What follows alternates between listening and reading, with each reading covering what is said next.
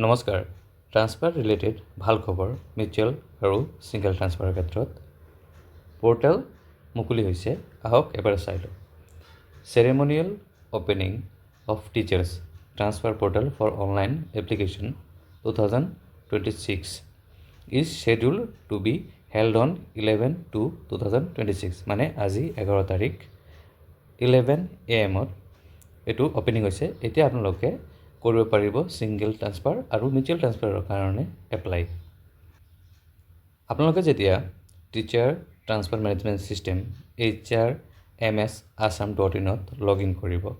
তেতিয়া লগইন কৰাৰ পিছত আপোনালোকে এইটো পেজ পাব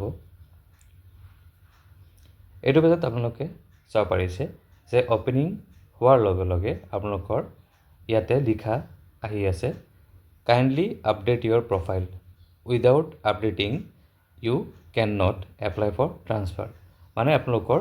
প্ৰফাইলত গৈ এডিট কৰিব লাগিব এডিটত গৈ পেলাই আপোনালোকৰ আপডেট কৰাব লাগিব আৰু কিছুমান ইনফৰমেশ্যন তাত ভৰাব লাগিব এইসমূহ আমি নেক্সট ভিডিঅ'ত আলোচনা কৰিম এইটো ভিডিঅ'ত আমি এইটো সন্দৰ্ভত আলোচনা কৰিলোঁ যে আমাৰ ট্ৰান্সফাৰ টিচাৰসকলৰ সিঙ্গেল আৰু মিউচুৱেল ট্ৰান্সফাৰৰ কাৰণে পৰ্টেল আকৌ ৰিঅপেন হৈছে ৰাজ্যৰ শিক্ষা বিভাগৰ শিক্ষক বদলীকৰণ পৰ্টেল মুকলি শিক্ষামন্ত্ৰী ৰণোজ পেগুৱে আনুষ্ঠানিকভাৱে মুকলি কৰিলে পৰ্টেলটো এই পৰ্টেলৰ জৰিয়তে বদলি হ'ব খোজা শিক্ষকে অনলাইন যোগে আবেদন কৰিব পাৰিব তো কথাটো হ'ল যে ইয়াতে বহুতে চিন্তা কৰি আছে যে তেওঁলোকৰ ট্ৰান্সফাৰৰ অলৰেডি আগতে সিঙ্গেল ট্ৰান্সফাৰৰ কাৰণে এপ্লাই কৰি ৰাখিছে এতিয়ালৈকে শ্ব' কৰি আছে যে জেনেৰেল ট্ৰান্সফাৰৰ এইটো উইথড্ৰ অপশ্যনটো আশা নাই মানে কাম কৰা নাই উইথড্ৰ অপশ্যনত ক্লিক কৰিলেও উইথড্ৰ এতিয়ালৈকে হোৱা নাই এইটো কাৰণে এটা সময় দিব বা আপোনালোকে যদি নিজে কৰিব খোজে তেতিয়াহ'লে যে অফিচিয়েল